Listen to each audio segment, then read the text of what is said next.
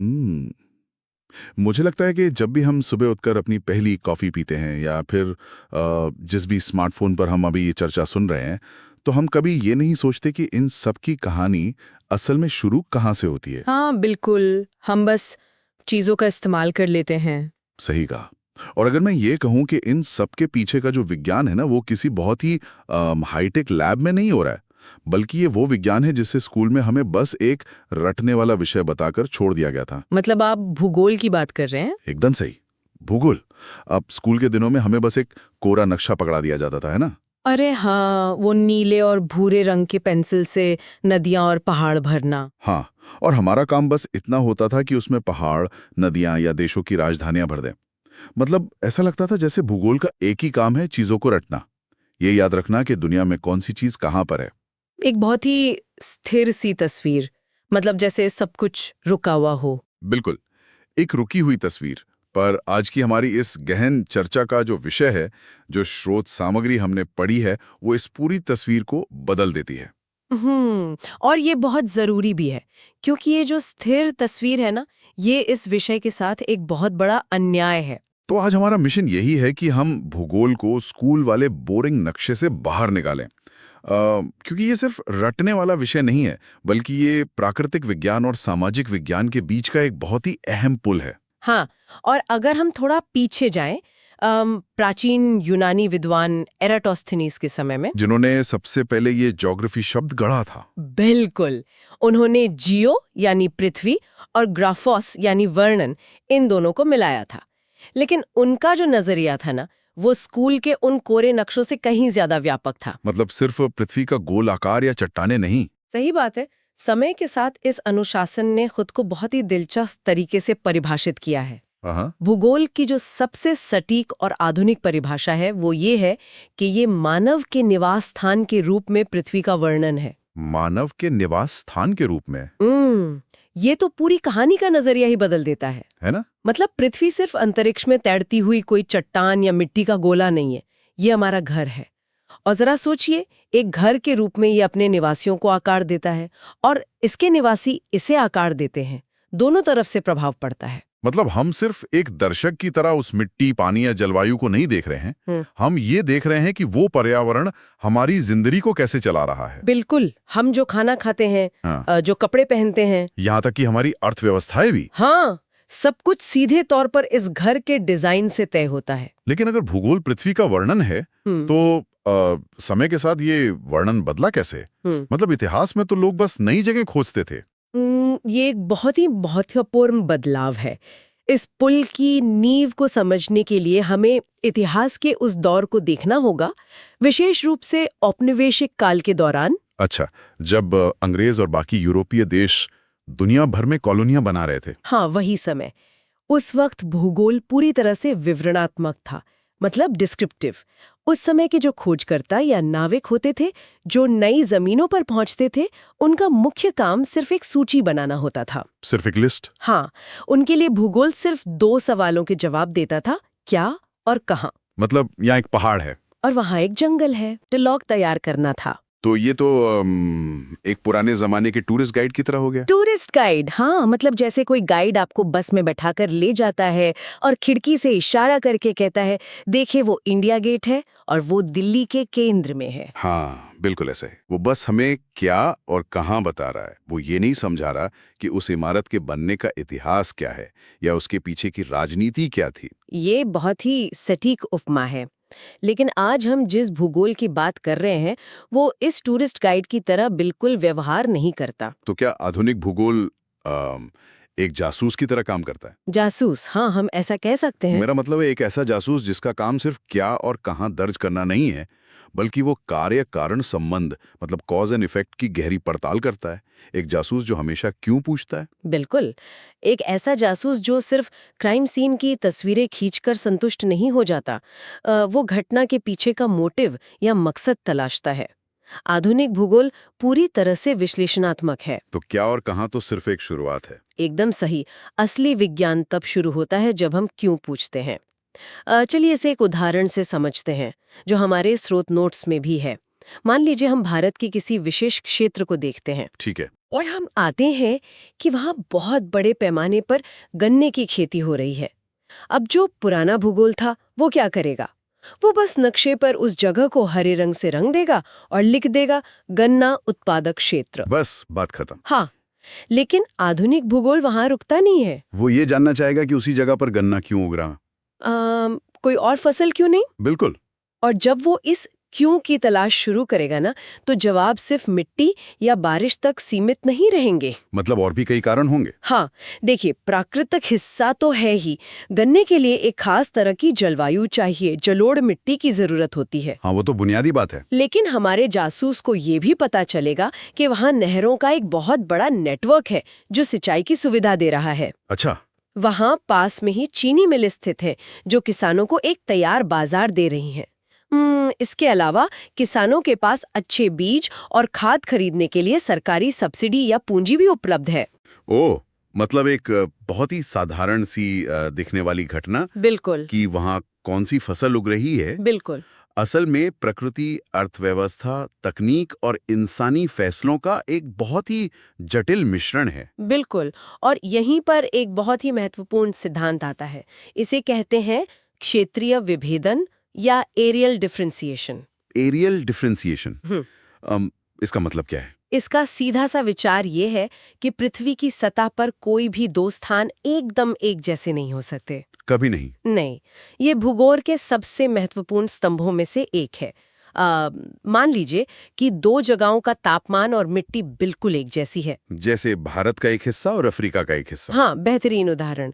भौतिक रूप से वो एक जैसे हो सकते हैं, लेकिन वहाँ के लोगों की सांस्कृतिक पृष्ठभूमि अलग होगी, उनकी तकनीक अलग होगी, बाजार तक पहुँचने के उनके तरीके उस जगह को बिल्कुल अलग बना देंगे। तो भूगोल इस स्थानिक भिन्नता का अध्ययन करता है। हाँ, वो ये समझने की कोशिश करता है कि अलग-अलग स्थानों पर चीजें अलग-अलग क्यों है। हाँ। और वो एक दूसरे से किस तरह अलग है। ये सब सुनकर एक बहुत ही स्वाभाविक सा सवाल मेरे दिमाग में आ रहा है। पूछिए। अगर भूगोल लगातार इस क्यों का जवाब ढूंढ रहा हाँ, है ना? हाँ, और ये जवाब उसे कभी अर्थशास्त्र के पास ले जा रहा है, जैसे बाजार की मांग के लिए, सही है। कभी वनस्पति विज्ञान के पास ले जा रहा है, पौधों की जानकारी के लिए, तो कभी समाजशास्त्र या इतिहास के पास। तो क्या भूगोल की अपनी खुद की कोई स्वतंत्र पहचान है? ये एक बहुत ही तीखी चुनौती है, लेकिन बहुत जरूरी भी है। मतलब ऐसा लगता है कि क्या ये सिर्फ एक ऐसा विषय है जो बाकी सारे विज्ञानों की मेहनत का फायदा उठा रहा है और उनके डेटा को उधार लेकर अपना काम चला रहा है? हाँ। इसकी अपनी विशेषज्ञता क्या है? ये सवाल कई लोग पूछते हैं। देखिए, भूगोल अन्य विषयों से डेटा जरूर लेता है, लेकिन उस डेटा के साथ वो जो करता है ना, वो कोई और विज्ञान नहीं करता। वो क्या करता है? भूगोल एक अल्टीमेट सिंथेसाइजर है। अल्टीमेट सिंथेसाइजर मतलब चीजों को जोड़ने वाला। बिल्कुल। वो अलग-अलग बिखरी हुई जानकारियों का एकीकरण करता है। इसे समझने के लिए हमें एक बहुत ही बुनियादी अवधारणा पर बात करनी होगी, जिसे स्थानिक संगठन या स्पेशल ऑर्गेनाइजेशन कहते हैं। अच्छा। कोई भी अन्य विज्ञान ये नहीं देखता कि चीजें अंतरिक्ष और समय में किस तरह फैली हुई हैं और आपस में कैसे जुड़ी हैं। इस पास स्थानिक संगठन को हम थोड़ा और जमीनी स्तर पर कैसे समझ सकते हैं, कुछ उदाहरण के साथ? कल्पना कीजिए कि हम एक बड़े शहर का अध्ययन कर रहे हैं, जैसे मुंबई या दिल्ली। ठीक है। अब अर्थशास्त्र हमें ये बताएगा कि उस शहर की जीडीपी क्या है, समाजशास्त्र हमें वहाँ की जनसंख्या के वर्गों के बारे में समझाएगा, लेकिन भूगोल उस शहर को एक नोड या केंद्र के रूप में देखेगा। एक नोड। हाँ, और वो ये अध्ययन करेगा कि ये नोड अपने आसपास के छोटे कस्बों और गांवों से कैसे जुड़ा है, सड़कों के जरिए, रेलवे लाइनों या संचार नेटवर्क के माध्यम से। इन जोड़ने वाले रास्तों को हम लिंक्स कहते हैं। ओह, तो नोड्स और लिंक्स मतलब भूगोल ये देख रहा है कि पंजाब के खेतों से निकला हुआ गेहूं ट्रकों के जरिए हाईवे रूपी लिंक से होता हुआ दिल्ली जैसे नोड तक कैसे पहुंचता है। बिल्कुल सही पकड़ा आपने। और ये सिर्फ एक सीधा रास्ता नहीं होता है, ये नोड्स और लिंक्स का एक बहुत ही विशाल और जटिल जाल है। हाँ, पूरा एक नेटवर्क है। और ये जाल मिलकर एक एकीकृत भौगोलिक स्थान या इंटीग्रेटेड जियोग्राफिकल स्पेस का निर्माण करता है।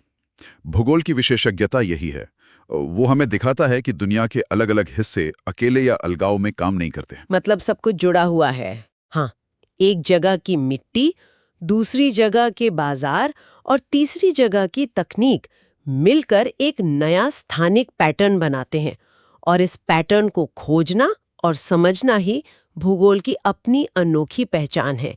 ये इसे केवल एक डेटा जमा करने वाले केंद्र से बहुत अलग बनाती है। तो इसका मतलब भूगोल सिर्फ एक चुपचाप देखने वाला दर्शक नहीं है, ये चीजों को जोड़कर एक पूरी मशीन का ब्लूप्रिंट तैयार कर रहा है। बिल्कुल, एक ब्लूप्रिंट। और जब हम इस पूरी मशीन की बात करते हैं, इस एकीकृत भौगोलिक स्थान की, तो इसके बिल्कुल केंद्र में जो सबसे बड़ा इंजन काम कर रहा है वो है मानव और प्रकृति का आपसी संबंध। बिना इसके तो सब अधूरा है। मुझे लगता है कि हमारी इस चर्चा का ये सबसे रोमांचक हिस्सा है, क्योंकि ये सीधे हमारे अस्तित्व से जुड़ा हुआ है। हाँ, क्योंकि बिना मानव और प्रकृति के इस लगातार चलने वाले संवाद के भूगोल का कोई अर्थ ही नहीं है। अगर हम समय में थोड़ा पीछे जाएं, इतिहास के शुरुआती दौर में, हाँ, मानव इतिहास के शुरुआती दौर में, तो हम मानव जीवन की आदिम अवस्था को देखते हैं, प्रिमिटिव स्टेज। जब हम जंगलों में रहते थे। बिल्कुल, उस समय इंसान पूरी तरह से प्रकृति की दया पर निर्भर था।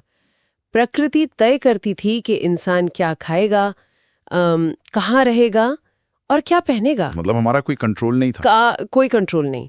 इंसान ने बस खुद को उस पर्यावरण के अनुसार ढाल लिया था, और इस ढलने की प्रक्रिया को अनुकूलन या अडेप्टेशन कहा जाता है। जैसे अगर भयंकर ठंड है तो इंसान ने गुफाओं में रहना शुरू कर दिया। हाँ, और जानवरों की खाल पहनना शुरू कर दिया। वाह। उसने ठंड को खत्म नहीं किया, बस खुद को उसके हिसाब से एडजस्ट कर लिया। जो स्रोत हम देख रहे हैं उसमें इस अवस्था को एक बहुत ही दिलचस्प नाम दिया गया है, प्राकृतिकृत मानव या नेचुरलाइज्ड ह्यूमन। प्राकृतिकृत मानव मतलब एक ऐसा इंसान जो प्रकृति से डरता था, उसकी पूजा करता था और उसे ही सर्वे सर्वा मानता था। जैसे अगर बारिश नहीं होती थी तो वो आसमान की तरफ देखकर प्रार्थना करता था। उसके पास प्रकृति के नियमों को चुनौती देने का कोई तरीका नहीं था। उसका पूरा अस्तित्व आवश्यकता की अवस्था में था। आवश्यकता की अवस्था मतलब स्टेज ऑफ नेसेसिटी। हाँ, जहां जिंदा रहने के लिए प्रकृति की शर्तों को मानना उसकी मजबूरी थी। लेकिन कहानी यहाँ खत्म तो नहीं होती। फिर एक बहुत बड़ा बदलाव आता है। इंसान के हाथ में एक नया हथियार आता है, तकनीक। और इसी तकनीक ने उस पुराने समीकरण को पूरी तरह से पलट कर रख दिया। मतलब हम आवश्यकता की अवस्था से निकलकर स्वतंत्रता की अवस्था की तरफ बढ़ने लगे। बिल्कुल, स्टेज ऑफ फ्रीडम। तकनीक ने इंसान को ये ताकत दी कि वो सिर्फ प्रकृति के अनुसार खुद को ढाले नहीं, बल्कि अपनी सुविधा के अनुसार प्रकृति में संशोधन करें, उसे मॉडिफाई करें। लेकिन जब हम तकनीक कहते हैं तो अक्सर लोगों को लगता है कि हम बड़ी मशीनों या कंप्यूटर की बात कर रहे हैं। नहीं, तकनीक का मतलब सिर्फ बड़ी मशीनें नहीं है। तकनीक का असल मतलब है प्रकृति के नियमों को समझना और उनका उपयोग करना। अच्छा, कैसे? जैसे जब इंसान ने वायु गतिकी या एरोडायनामिक्स के नियमों को समझा तो उसने हवाई जहाज बना लिए। हाँ। जब उसने आनुवंशिकी या जेनेटिक्स को समझा तो उसने बीमारियों से लड़ने के तरीके खोज निकाले। और अगर हम इसे भूगोल के नजरिए से देखें तो जब इंसान ने ढलान और पानी के बहाव को समझा तो उसने नदियों को रोककर बड़े बड़े बांध बना दिए। बिल्कुल सही। जहां कभी सिर्फ सूखा रेगिस्तान था, वहां तकनीक के जरिए पानी पहुंचाकर हरे भरे खेत और बड़े शहर बसा दिए गए। जैसे हम आज अपने कमरों में ही देख लें, बाहर भले ही 45 डिग्री की चिलचिलाती गर्मी हो, लेकिन हमने एयर कंडीशनर चलाकर अपने कमरे का अपना एक अलग मौसम बना लिया है, एक अलग माइक्रो क्लाइमेट। हाँ, हमने प्रकृति को बाहरी रोक दिया। और यही वो बदलाव है जिसे नोट्स में मानवीकृत प्रकृति या ह्यूमनाइज्ड नेचर का नाम दिया गया है। मानवीकृत प्रकृति। इंसान ने प्रकृति पर अपनी बहुत ही स्पष्ट छाप छोड़ दी है। अब प्रकृति वैसी नहीं रही जैसी वो आदिम काल में थी। अब वो मानवीय हस्तक्षेप से गुजर चुकी है। महासागरों में व्यापार के रास्ते बना लिए हैं और अंतरिक्ष में तो सैटेलाइट्स की एक पूरी दुनिया बसा दी है। ये सब उसी स्वतंत्रता की अवस्था का प्रतीक है जहां इंसान ने प्रकृति की सीमाओं को लांघने की कोशिश की है। हाँ, लेकिन तकनीक ने सिर्फ ये नहीं बदला है कि हम प्रकृति के साथ कैसे व्यवहार करते हैं, इसने ये भी पूरी तरह से बदल दिया है कि हम भूगोल का अध्ययन कैसे करते हैं। ये बहुत दिलचस्प पॉइंट है। हाँ। मतलब जो भूगोल कभी सिर्फ कागज के नक्शों, कंपास और हाथ से खींची गई लकीरों तक सीमित था, आज वो किसी साइंस फिक्शन फिल्म जैसा हो गया है। सच में। हाँ। तो आधुनिक भूगोलविद आज काम कैसे करते हैं? आज का भूगोल अत्यधिक गतिशील हो गया है, बहुत ही डायनेमिक, क्योंकि हमारी पृथ्वी और मानव प्रणालियां लगातार हर सेकंड बदल रहे हैं। तो रुकी हुई तस्वीर नहीं है। बिल्कुल नहीं। और इन बदलावों को पकड़ने के लिए हमें बहुत उन्नत उपकरणों की आवश्यकता होती है। आज के भूगोलविद सिर्फ जमीन पर जाकर नापतोल नहीं करते। उनके पास जीआईएस है, जीआईएस, जियोग्राफिकल इंफॉर्मेशन सिस्टम, भौगोलिक सूचना प्रणाली। इसके अलावा रिमोट सेंसिंग और कंप्यूटर कार्टोग्राफी जैसे शक्तिशाली हथियार हैं। अगर हम जीआईएस और रिमोट सेंसिंग को थोड़ा और खोलें तो ये असल में काम कैसे करता है? मान लीजिए किसी शहर के बाहर एक नया हाईवे या कोई मेट्रो लाइन बनानी है। ठीक है। पुराना भूगोलविद होता तो शायद कागज का नक्शा लेके बैठता। आज का भूगोलविद क्या करेगा? आज का भूगोलविद जीआईएस का इस्तेमाल करेगा। ये सिस्टम उससे एक ही स्क्रीन पर डेटा की कई परतें या लेयर्स देखने की सुविधा देता है। डेटा की परतें मतलब एक के ऊपर एक? हाँ, वो सिर्फ जमीन की सतह नहीं देखेगा।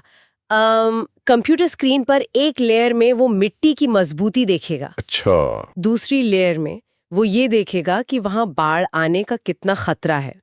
तीसरी लेयर में वहां की जनसंख्या का घनत्व होगा और शायद चौथी लेयर में भूमिगत जल का स्तर। ओह, तो वो इन सभी लेयर्स को एक साथ मिलाकर एक सटीक और वैज्ञानिक फैसला ले सकता है। बिल्कुल। और रही बात रिमोट सेंसिंग की, हाँ, वो सैटेलाइट वाला। हाँ, इसके जरिए हम अंतरिक्ष में बैठे बैठे जमीन की निगरानी कर सकते हैं बिना किसी चीज को छुए।